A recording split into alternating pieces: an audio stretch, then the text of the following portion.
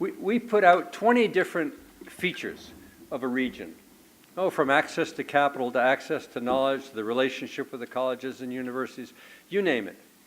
We laid out in front of the focus groups and out in front of the survey all of the things that we thought might have a bearing on economic development.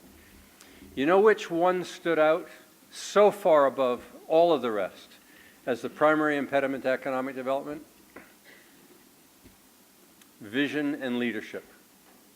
So that's why we bring you these four today.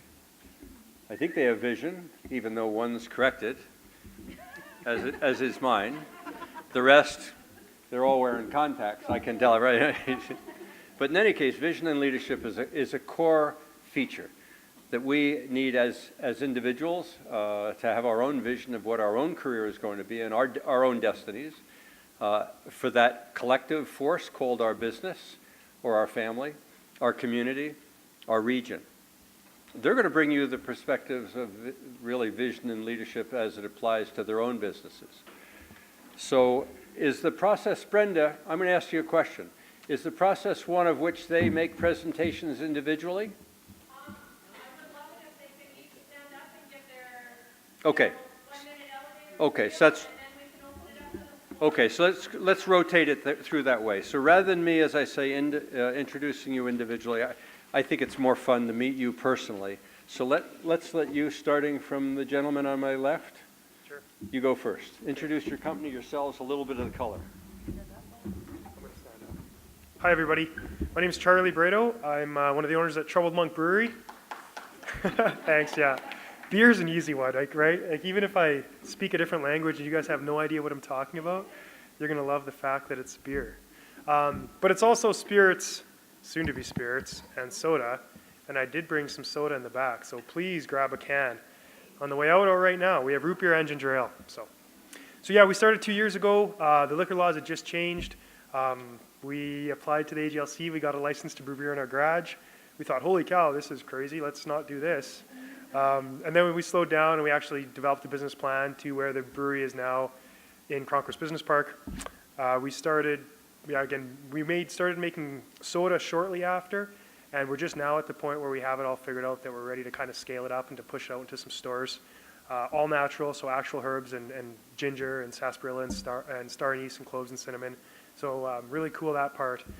Kind of all over the map here, but some of our beers is we've been thrilled that it's won some international awards and on the national level, so we've been really lucky that way. And then we just started to distill 2 weeks ago, so we're hoping to have vodka ready at the end of November.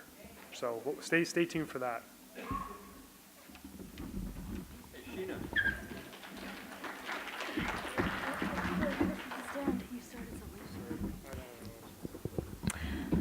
I am Sheena Johnson. My sister and I owned the Bra Lounge, and most recently, Twig and Berry's Underwear Company. We talked. I was listening in on Joe's last LinkedIn presentation, and I know I'm doing one thing right, where I'm using I have two businesses and we do a lot of things, and I had a hard time knowing how to encompass all those things into one kind of tagline. And so my tagline on LinkedIn is, it's in your best interest and mine for me to know what kind of underwear you wear. It matters to me being comfortable every day. It matters to most of the women who frequent our shop that, you know, we all really want to look great, but we all really want to feel really great too. And so the Bra Lounge started on the idea that women are such an important backbone in our families, in our communities, in the world. And 10 years ago, shopping for fine lingerie was a little bit, nobody wanted to spend the money. Nobody knew a lot about, there's not a lot of education on fabrics and technology and all that. So in the 10 years since we started our business, which 10 years was a total whim, this sounds fun, let's do this. We were 23 and 25 with no babies. And thank goodness that we had nothing but ignorance to how much work that went into this, because we would have never started when we did, knowing the stresses that laid ahead of us. However, we knew the reason we started was just because we knew that women aren't as supported in the world as they should be. And this was our little contribution. My sister had some great experience managing a boutique, fine lingerie boutique, in another community. And she took the opportunity to, get to know the buyers or get to know the reps as a buyer. And she kind of went, this is something I would really love to do. Is there a community that in Alberta that could use this service? And all the buyers said, "Ooh, there's a lack of exposure in Red Deer. You should try Red Deer." And I was already in Red Deer, so it worked out. So it matters to us that you're comfortable. There's the quality that goes into these items really changes everything, and it really helps us to sell our products with authenticity and integrity, because once you're wearing great fitting underwear, you'll know the difference. Thank you. I look forward to being part of the panel.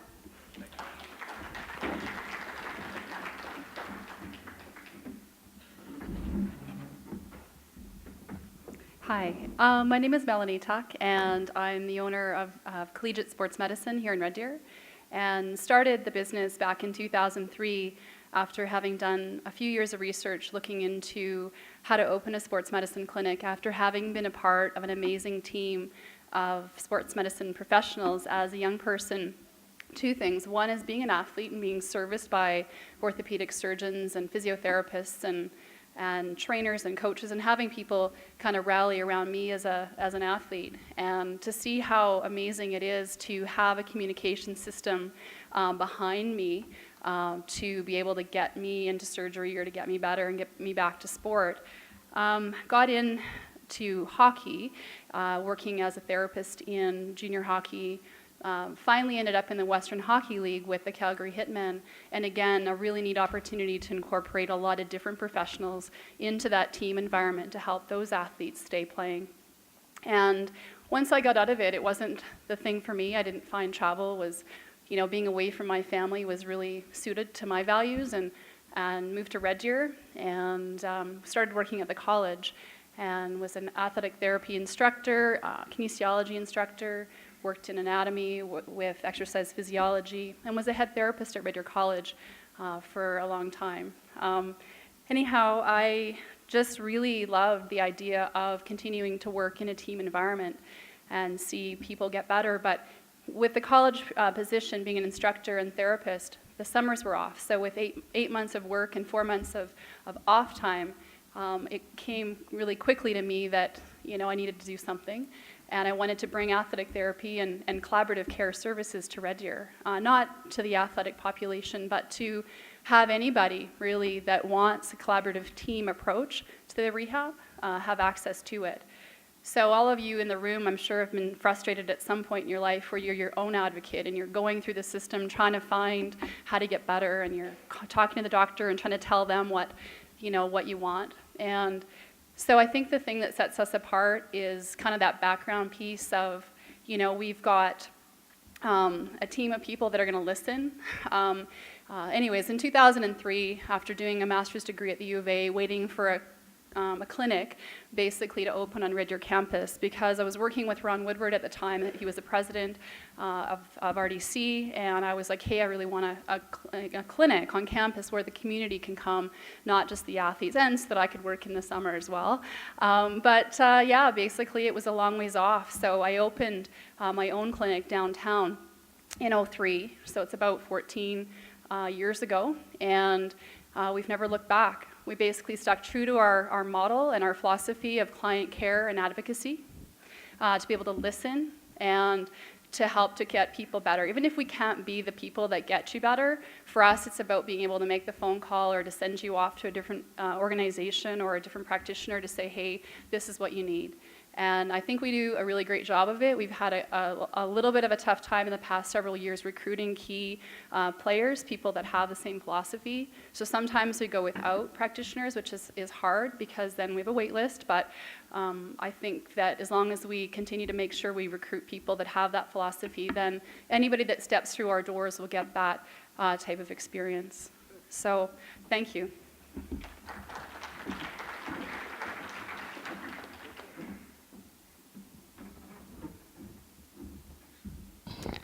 Hi, my name is Rachel Cray, and I'm one of the owners of the Cray Family Farm, which is home to the Lacombe Corn Maze. We're located just west of the city of Lacombe. We've been, myself is not technically included in this, but my family has been farming there for about 30 plus years. Started the corn maze 18 years ago, and my husband and I joined about 12 years ago. So we do agritainment, which is sort of a new or a newer form of tourism. So bringing people back to the farm and entertaining them. So part education, part entertainment, and lots of fun.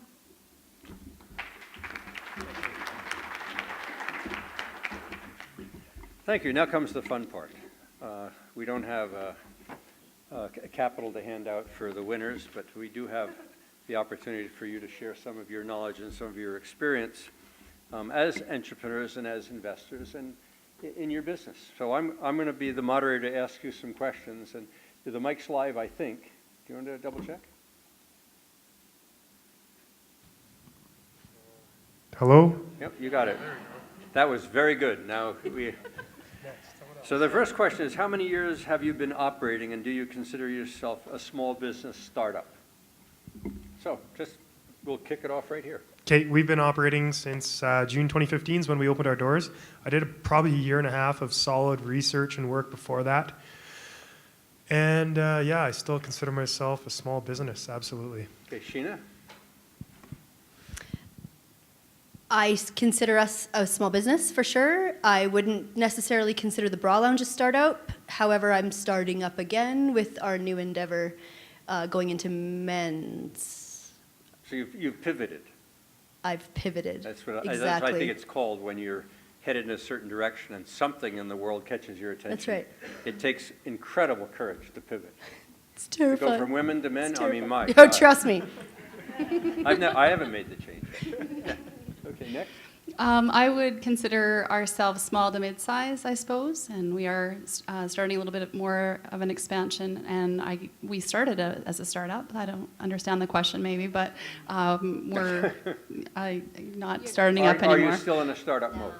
No. Okay, so you're maturing. You've matured enough now that you're no longer in that survival state. I'd like to go back and start over. Kathy? Yeah, like I said, 18 years doing this business. I would also say we're not a startup anymore. Small business, seasonal business, so only running with people on the farm 3 months. So. Okay, let's keep the mic. What was the biggest obstacle in terms of you reaching the stage that you reach now? Working with my in-laws every day. No. I mean, something unique to small business. Yeah, I think the seasonal aspect is actually a big part of it. We are not able to make it a full-time, and nor do we want to at this point, I think. So that means that in the winter we do different things. But because the business itself is getting bigger, our prep time is pushing into those winter months. So come March, we're almost full-time on the farm building, and I do all the marketing and that kind of thing. So it's a seasonal, kind of half the year business, but it's pushing out to all parts of the year. But the money only comes in for 3 months. So I think that's the hard part. So that's the obstacle you have right now. But Yes. if you go back, how many years ago did you start? 18? 18, yeah. So in those first couple of years, what was the struggle? What was it like at that time? What were your biggest obstacles when you were getting started? Yeah, I think knowing well, of course, the weather with us is always a big obstacle. Not knowing if that's going to hold up. I think not knowing what people, if they will come, I guess, is the. Okay, so in marketing. Yeah, so marketing, and I think over the years how that has changed so much. And we started with just a corn maze, so now moving into other areas and Diversifying. Yeah, diversifying. So. Okay. Yes. Well, I guess you can, Brenda. You're the owner of this whole show. Sure. Okay, if you want, if you want to ask a question, prompt me somehow. I got to hear that you got one. Go ahead, Brenda. What was your biggest lesson in growing your business? Like, was there a lesson that you learned that propelled you forward at all? And it's open to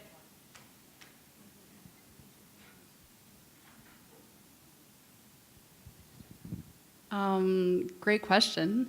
I think one of the biggest lessons that we learned was to seek help, and I think professional help, as bad as that sounds, you know what I mean? Like, a lawyer to help look at contracts, an accountant to fully allow you to understand and set things up. And, I didn't have any background with business, and so for me, that happened right away.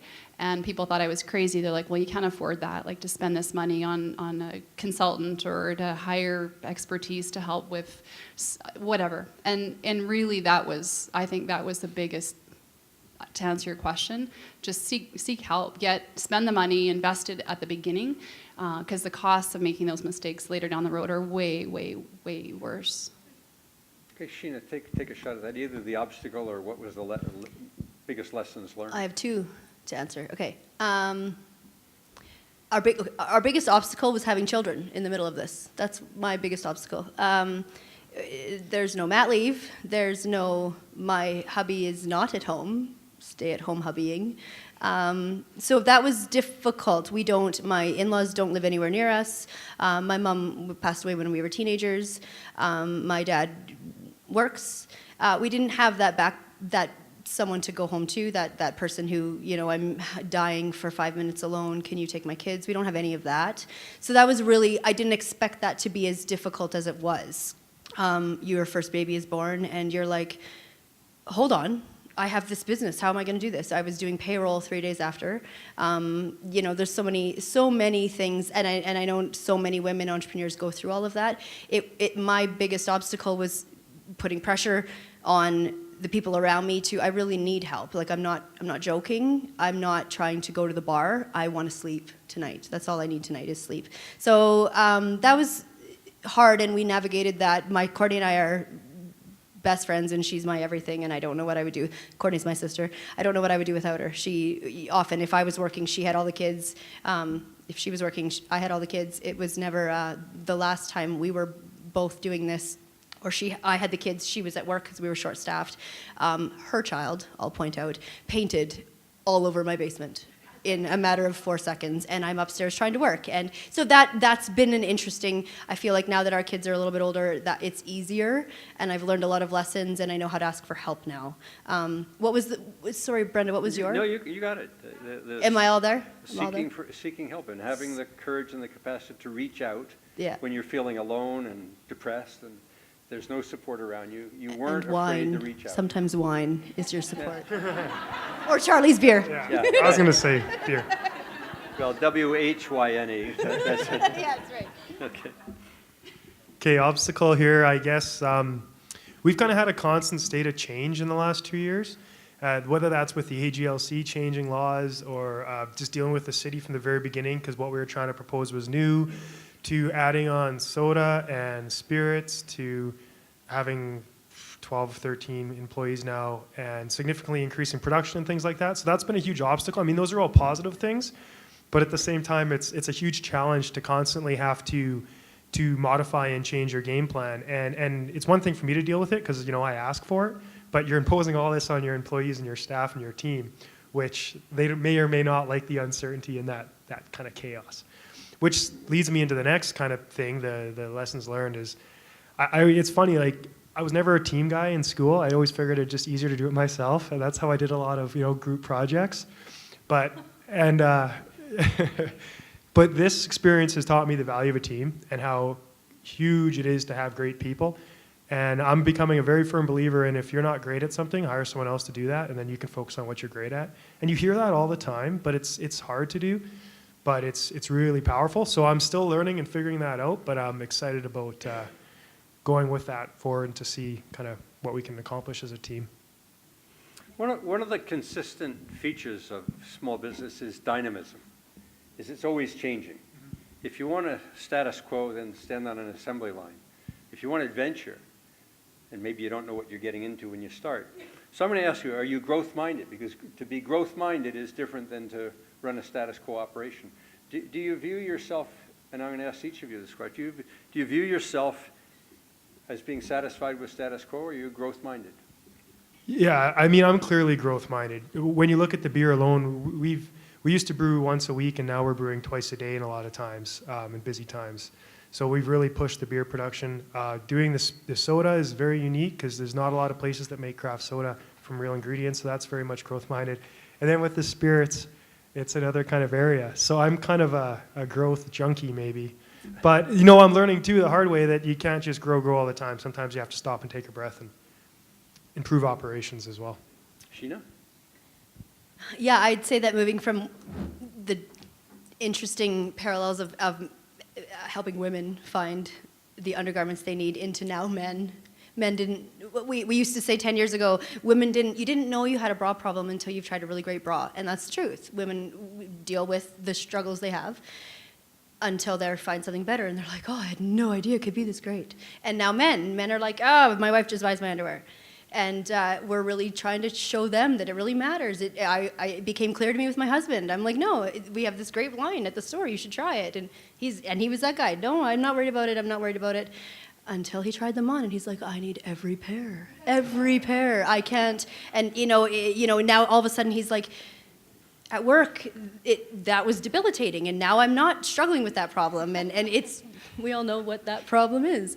And so it's important to us. I think it's fun to handle all the ladies of Central Alberta, and we really enjoy fostering those relationships we have with these ladies. But now we're actually marketing a men's online store across Canada, and yes, growth. Let's see how many men we can This is a very difficult secure. topic to MC, I got to tell you. I mean, my mind is jumping into all sorts of things, but I'm now going to get into the sports, so you're into growth now, or are you? I look around like at the panelists, and I think all of us are like, it's a part of the spirit of entrepreneurism as well. It's just you can't help yourself, and the problem is, like Charlie alluded to, is often the teams are just like sitting there going like, what are we doing? Why can't we just keep something the same? And so we're very growth minded, and at the same point, I think growth has happened to us because of just growing client volumes, and so our systems had to change initially just to figure that out, like computer systems and equipment purchasing and figuring out how to more efficiently function, more so than changing our product. Medicine doesn't change that much over the years. Our product can't change too much. Automations aren't huge, they're small. But to add products and services like you guys and extra types of adventures and whatnot, I mean, we do that all the time, but to expand into Olds 6 years ago, and then to expand into the Good Life facility in June, and then Red Deer College next July. I mean, it's really, we're in a massive growth trend right now, and it's scary, but it's great opportunities, and when the opportunities are so great, you just can't say no to them. So, soda and men's underwear. Yeah, I would agree. All four of us that are owners are definitely growth-minded. Always, we dream about it during the current season. We're thinking about what we're going to do next. There are many years where I wonder why, like every spring, why we're building so many things and doing things. But we enjoy that, and our guests really like seeing new things.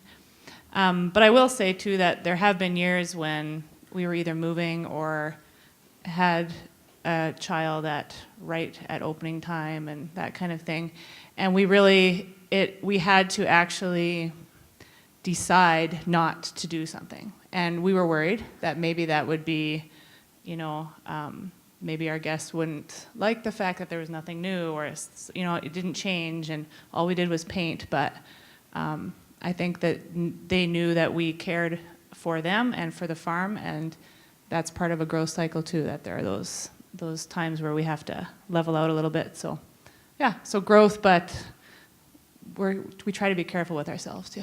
So Kathy, what was your biggest accomplishment, would you say, since you started?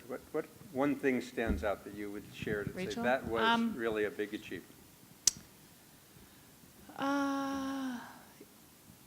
Well, a few years ago, we applied for our a Guinness World Record and got for this QR code that we did in our maze, and that was fun. That wasn't our greatest accomplishment, but I think the accomplishment in that was that we saw this growth of people that hadn't heard about us before.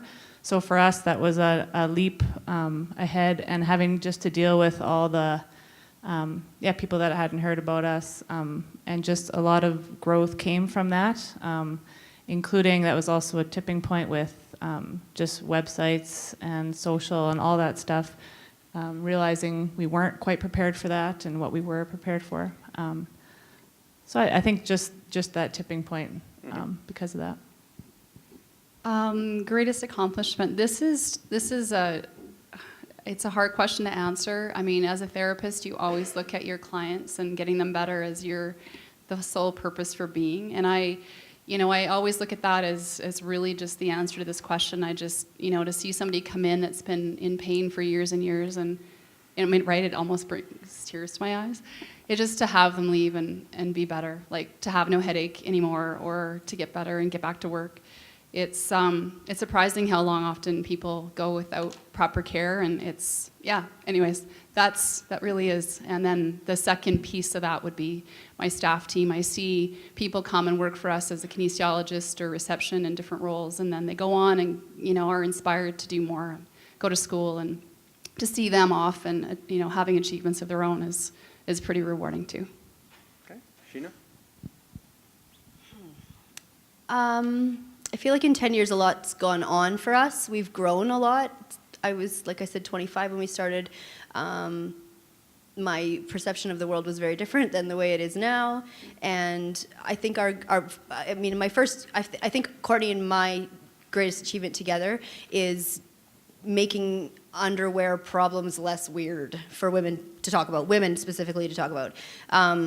And by underwear, I don't mean underwear necessarily. I just mean you're pulling everything together, being comfortable, being able to shake off how your morning went with your kids. You have a feisty kid who doesn't want to get on the bus, whatever that is. Being able to pull yourself together, get to work, and rock your day, feeling really comfortable really matters. It's never been about looking great. It's about feeling great. We really want women to. We've seen a lot of women come in terrified. I mean, we're asking people to get half undressed in a fitting room with a stranger, and then I need you to take my advice, and then I need you to spend a little bit of money, and then I need you to leave happy. And the strange thing was that need wasn't. It really worked really well. We coupled our products with great service and empathy, and women go through a lot in their day.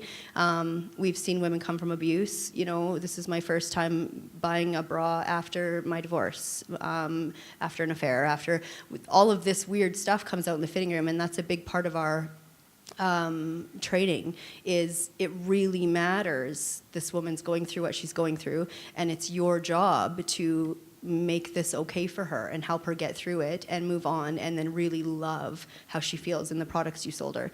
And so I feel like our greatest accomplishment kind of happens every single time we have a really beautiful moment in the fitting room where this woman has left feeling incredible. Obviously mastectomies, lumpectomies, all of the cancer things, all of the things that women deal with in that regard. That's huge for us. We are able to accommodate those women and help them feel whole again. Those are all those things that make us happy every day, for sure. Yeah, that's a tough one. I think sometimes when you have a small shop and you're growing and you wonder what you accomplish any day, you seem like you're going backwards all the time some days. But when you take time to step away from it all, which is important to try to do once in a while, I think the coolest thing has been just the community's support. It's really neat to hear people saying, "Hey, I saw your beer here," or "I liked your pop," or "I'm excited about the spirits." And when you have an opportunity to start a business that people find an interest in, that's a really cool feeling, and that's probably been the highlight for me. I've got a question that just emerged, and I'm thinking back to my own early stages in business when cash flow became an issue, and it was scary. And Friday, I got terrified on Friday I might not be able to meet payroll. And have any of you had the experience of having to manage cash flow or had fear and trying to manage fear in your business? Yeah, I have a lot of fear, but I also have a lot of alcohol. So. Yeah, you know how to solve your problem. Yeah, it's absolutely scary. I mean, as you grow, it's funny. I was scared at the beginning, and I thought it's just going to get easier. But I get kind of more scared all the time, in a good way, because you realize in the beginning you didn't have as many employees, you didn't have as many customers, you didn't have as much money out there, and there was a lot less going on. But now you realize, holy cow, like we've got a lot of customers, a lot of employees that I need to pay, and a lot of more capital out there. So it's kind of one of those things you just gotta learn to love, I guess. Yeah, I'm 100% on that. You got to embrace it. Like I said, 10 years ago, we had no idea how terrifying or how much work would be involved, how much money would be involved, how much personal growth we would have to do to keep up. Fear is a part of it every day. There are absolutely still times when Cortney and I will split our pay. We'll each take what we can take, so that in slow seasons, we'll take what we can take so that we can get the girls paid, or we'll take ours a week later, whatever it is. That's a constant. I think retail's day to day. It's not nobody's giving us money that we can now put out the product in 3 weeks from now. It's on supply and demand. If we don't have a lot of cash in the bank, then we can't buy a bunch of new lines, and women are demanding the lines that they've seen on the internet now, and so that's an interesting and terrifying balance. But I'm the first one to say, suck it up, princess. You've got to figure it out. That's what entrepreneurialism is all about. And if you're authentic and if you do the best you can do every day, it works itself out. Also, don't spend beyond your means, so that when you can't take payroll, you're not going to lose your house. Wow, cash flow, hey? No, just fear. Oh. The role of fear in a small business. It's probably never been more kind of on the top of my mind than the last 2 years. With the change in automation that we've started to roll out, we've been incorporating or developing a training program with a software developer to try to make our training easier for onboarding, and that's been a monthly expense that we now pay. And it's just some other automations that have kind of caused us to have, like years ago we didn't have, I don't want to say issues because that makes it sound like it was easy, but looking back, our cash flow wasn't a problem like it is. It's not that our cash isn't flowing, but we're spending so much more money. And so it's really, really, growing is, there's got to be a darn good reason for it, and I think that's the issue, is that we need to make sure that we're not making decisions to grow just to grow. And so I think we're making calculated growth decisions, and I just hope the hell it works out. So you'd love to be pulled than having to push. Yeah, yes and no. I mean, you have to stay ahead of things for sure, so that you can kind of maintain that competitive advantage, but at what cost, right? So.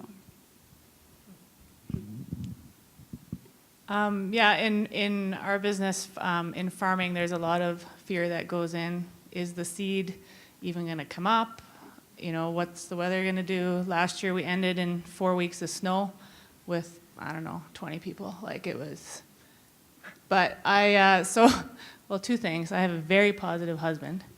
Like, I don't know where he comes from. Why he could always think with the positive, but that is very helpful, and he always reminds me that our guests, whether it was the 100 that came the first year or the thousands that come now, they'll come if the corn is short too. Like there's, they come for the fun and the experience and to be with their family, not just because the corn is 8 feet high one year and not another. There's a lot of talk in Canada right now about changing taxation rules. Does that concern any of you at all? And if so, what's your position? Without getting political, of course. No matter whether yeah. I'm choosing not to worry about it at the moment. We've looked into some of the implications, but at this point, I think we're going to be okay. So I'm not writing letters yet, but staying informed. Yeah, I think ditto for sure. Looking at some of the personal tax implications more so almost, but I think, again, just we have a meeting coming up with our accountant, oddly enough, that this is the topic right now, but it's really just to look, is there anything else we can do to make sense of some of the exemptions and so forth, but. Yeah, I mean, besides voting, there's at this point, yeah, writing letters is all, I mean, it's all you can really do. You just have to be strategic and plan and maybe change a little bit about your model to keep up. It's scary. I'm not sure where. I'm definitely a positive thinker. I try really hard to stay focused on the good that's going to come out of it. And as long as we plan accordingly, we should be okay, and then vote. Yeah, I think as a small business owner, or anyone for that matter, there's really only so many things you can control, and you got to focus and really work hard on the things that you can control. And on some of the bigger policy and taxation things, if you want to write your letter or make your point, do it. But then I think you really have to move on, because there's really only so much you can do besides the voting and things like that. So I think it's just a matter of focusing on the right things. Yeah, I think it's a little disappointing. I think there's this perception that business owners are all rich, but you know, there's a lot of deferred salaries and low paychecks from the entrepreneur's point of view, and it's frustrating to see it get harder with taxation changes. But Some of the things that have stood out through the variety of answers that you've been giving is the important role of family, in-laws maybe, and family in general for getting you through some times when you just needed some insight, some input, or you needed physical supports. What is the role of family in a small business? I mean, it might differ between the four of you, but I think I'd like to put that question out there. Is any of you that are entertaining getting into small business really need to know the role of fear is a critical. It's a critical phenomenon that you need to be able to manage, and that's what you've talked about, was how to manage fear, how to take the energy that fear generates and make it into something that energizes you instead of becoming frozen in place, which is when these small businesses fail, is they get frozen by fear instead of reaching out to their professionals or reaching out to their family or others. So I'm just a little curious to hear how you answer the question of the role of family in small business. I think it's huge. Like, I'm really lucky with a really supportive wife and parents and a family, so I'm really lucky that way. It's really a team effort. Like, my wife, we've chose that she stays home with the kids, and then that gives me a little bit more flexibility and freedom to kind of spend some more time on the business and things like that. But then that also means that she's maybe not doing the different types of career things right now that she would choose to do necessarily. So I think that's one of the other interesting things. It's a whole nother line, but it's not just me that runs the Troubled Monk. It's also my wife in the background that's playing a huge role too. And I think that's often missed, and I think that's too bad. But thanks for mentioning, so I can thank her for that. Thanks, Mom. Yeah, our circumstance is different for sure. I struggle with not being bitter. I try really hard not to be bitter that my mom was an amazing human and would give anything to be here doing this with us right now. But it changes my idea of family. So I have amazing friends who probably more often than they should have to say to me, hey, I'm like, send your kids to my house. Why wouldn't you ask me? And I struggle with that ask because that's not in my life. That person who's always like, I'm here, let me come in, let me help you with your spring cleaning. My spring cleaning, I'm sorry. It's been 10 years since I've been a business owner and a homeowner, and there's been no spring cleaning. You know, all of that. I wish we had all those things. However, it's interesting that it's just been able to change my idea of what that looks like. I have amazing soul sisters, I call them, and they're good to me and they support me. And again, my sister is everything to me. She has energy that I don't have, and I don't know where she gets it. She lays in bed at night and thinks about all these cool things that we could do, and she's always right on we just need to change our. I'm the one who I just said that I try to stay really positive, probably only because of her. I'm sort of the one that goes, yeah, but we could have, though, if we had her, or if we had this, and if we had that, and that doesn't matter. She reminds me that doesn't matter. We've done this, we've come this far together, we can do this together, and I don't know the last date night my husband and I have taken, but it changes. It means that ask has to come out more often, or my friends have to. They come in and say, "Hey, I'm here for you. You know, I'm here for you," and that has helped enormously. Family doesn't have to be blood, that's for sure. Wow, I grew up in a really stable farming family up in the Vickerville Viking area, and my folks are still together, which I think is something that not everyone can say, and I know that as much as they maybe shouldn't still be together for some of the things that they've been through. Anyways, I look to them for, like, speaking of entrepreneurism, I mean, farming, that's like the root of all entrepreneurism, and to see risk and to see aversion and purchasing and cash flow issues, and I mean, it's kind of neat, actually. And so when I have questions, I definitely do bring my parents into it sometimes. Priorities, definitely. I mean, if I had to choose between family or to close down my business, I would choose family for sure.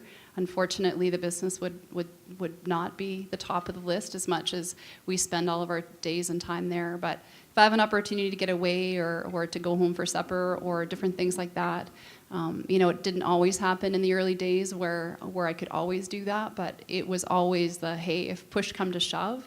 And I think that's important too, looking at employees and knowing that if they have an opportunity to do something and need to, and there's a problem at home, that they go and that take care of themselves. So yeah, I don't know how to answer this question. It's really an open-ended question, but thank you for asking it.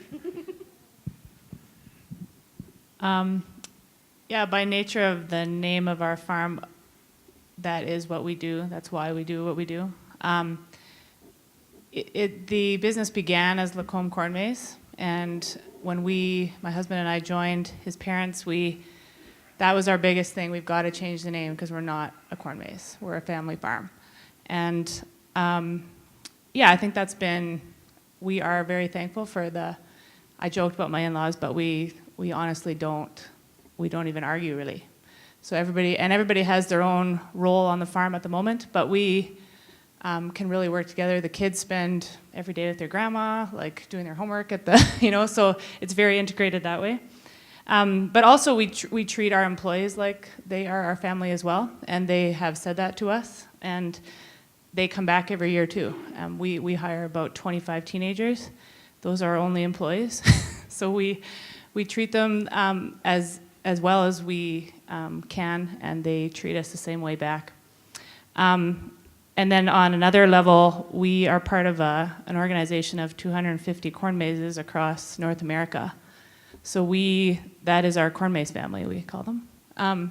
And just sharing those shared experiences. So and that would be a piece of advice, is find your community, find people that you can talk about the same things. They're doing the same things. They have the same pile of t-shirts they just keep putting on the same clothes every morning, just like you do. And you can laugh about that, right? And there's people that are dealing with hurricanes going through their corn maze, so the snow doesn't feel so bad to me either, right? We share our stories, and that's our family, and that's our connection to, and very important to us. In terms of your initial markets, and I think this applies to each of you from what I've gathered, but in terms of the markets that you started out serving, I think you've each grown a little bit. You've moved beyond your initial markets. How did you go about extending your reach? From a practical point of view, beginning in 2000 and now it being 2017, the reach has just happened organically, I think. We didn't have a website to begin with. Now there's a website. So we're learning along the way, all those kinds of things, the social. So that's how we are extending our reach. I think sometimes it's, you can get this idea that you can do it all, that you can be everywhere, and at any time. And I think that's one thing that I've learned to pull back from a bit, to really just take what you're good at. For me, I just don't get Twitter. And I get it, but I don't get it. So and I'm the only one that does our marketing right now, and until I hire somebody to do that, we're just not going to be a big presence on there, and I'm okay with that. Just because the president doesn't agree with you is not a reason to... So that and expanding into different areas. So we've taken on more of an education role. So doing field trips. So that extends our reach. So you've added products. Yeah. So meeting with teachers and so yeah, just little opportunities like that is extending.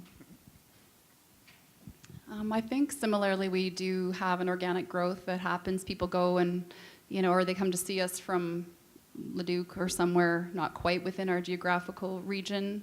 It's a long way to drive for therapy, more than an hour and a half. And, they tell a friend and then they come to see us too. And so that happens for sure. But we also, I think, have a similar thing where we expand our products to be within inside of our, our soapbox or whatever you want to call it, where we, move into custom orthotics and custom bracing, where we always kind of did it, but we really are doing a better job of it. And to try to take our, like I say, some of the little automations and do some of the things within our own current scope. But other than that, I think, being able to provide or bring on expertise, again, the comment was made earlier, if you can't do a good job of it yourself, get somebody that can. And I think there are a lot of really great professionals out there that can provide services that are very suited to our clients' needs. And even if we can't bring them in-house, at least we can have an out-house referral system that can help to be a part of our network. And I think that's probably about it for that. Thank you. Cortney and I were lucky enough to be 10 years ago, by far the youngest fine lingerie boutique owners in probably Canada and likely North America. There was a lot of older women owning these boutiques, and there was a lot of hands-on service that a lot of other customers were like, I've had a bad experience somewhere, I will probably never go there again. Cortney and I were really focused on, our youth allowed us to embrace Facebook.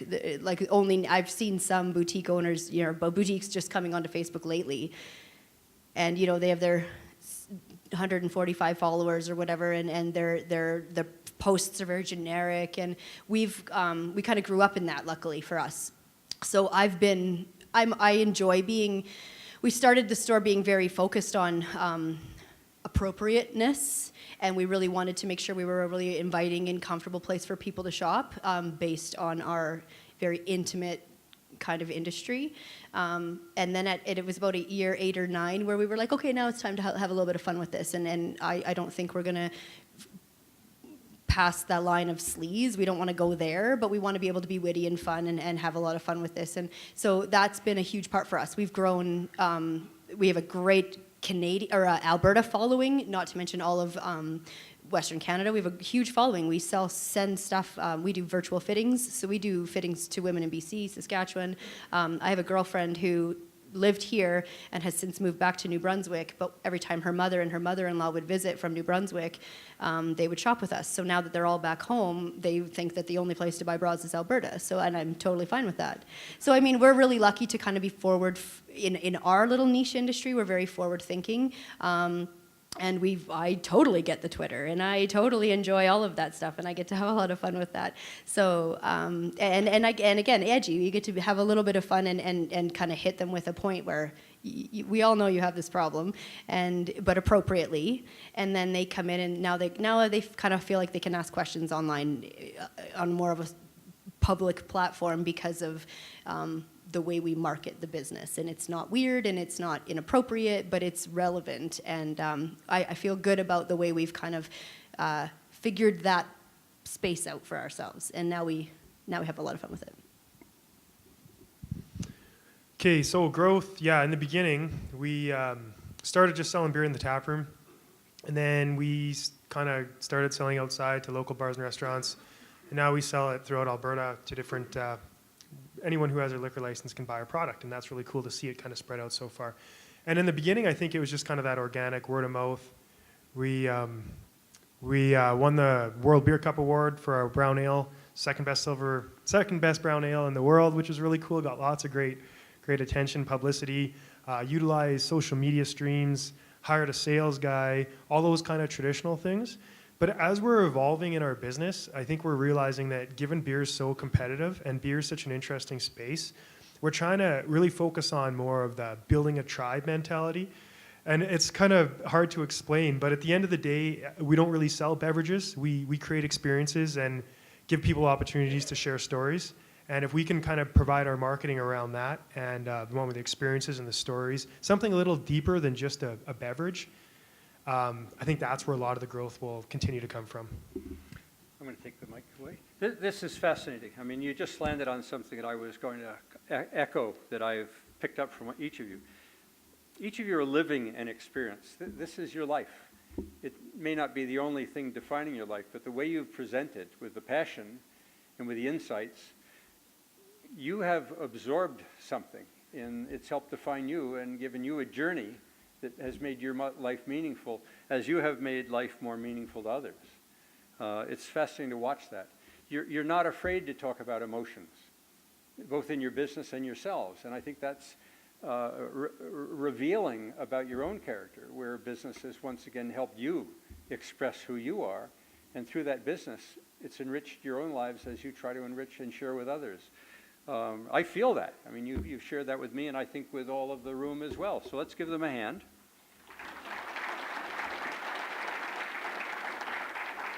And we've got a limited amount of time, but we do have some time before I do something special for all of you, that you can run and guess what that might be. Do we have any questions of them? We've got about 5 more minutes. Come on, you've got a question over there. You're not afraid to, or you are afraid to ask. Okay. Any questions on this side of the room? Yeah, go ahead.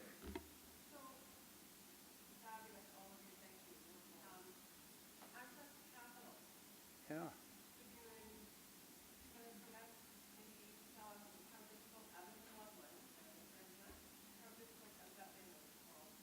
Who wants to handle that? So we don't all do all 4. Okay, go ahead. Yeah, we peanuts all the time, peanuts for us. I'm a big advocate of Community Futures. Community Futures is an amazing resource in Red Deer, Alberta. I'm so grateful for them. I recently met a woman who does, Michelle, are you in the room? Michelle has a rural version of what Community Futures is. And I met her at a conference a few weeks ago, and she said, are you the Bra Lounge girls, those Community Future girls? They think you're their prodigy children. They just think you're amazing.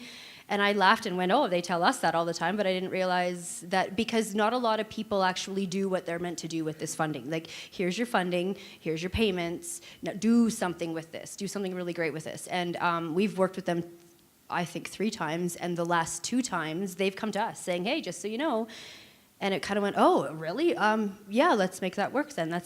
There are grants. There's a lot of things if you do the dirty work and do a lot of research. There's a lot of wonderful opportunities. I think a lot of people don't look hard enough at the many opportunities that our Alberta government as well as the federal government offer us. Okay, any other questions? Going once? No more. Okay, I'm going to make one final observation, and then I've got something special for you. It's interesting to look in this room and to realize that 3/4 of the room are made up of women. And 3/4 of this table are made up of women. And some of the questions may well have been biased towards the role of family, because you've clarified that in growing a small business and a family, the distinction between the role historically that men play in a business and women play is you're multitasking. And you're either falling asleep or you're nodding. Yeah, right. So for any of you out there, of which 3/4 are women, if you're thinking about small business, the role of family is a critical dimension, and you've got something to balance. It doesn't make it less worthwhile, but it makes it somewhat more challenging. So I'm acknowledging that on behalf of all of you as well. So one more round of applause, and then I have something for them. I love to do this, and this is certificates of recognition presented to each of them for being honored as a community leader. Now, I always do this in a unique way. Here you are. That's the one for the Bra Lounge, and this is the one for the Cray Family Farm. It's a way of collaborating and getting people to know one another. And this is for the Troubled Monk Brewery. If you paid attention, you knew who these people are. I think you've got the collegiate sports medicine. So once again, thank you all. Thank you for the room. I hope you've enjoyed and learned a little bit, and I hope you've enjoyed it as well. So thank you all very, very much.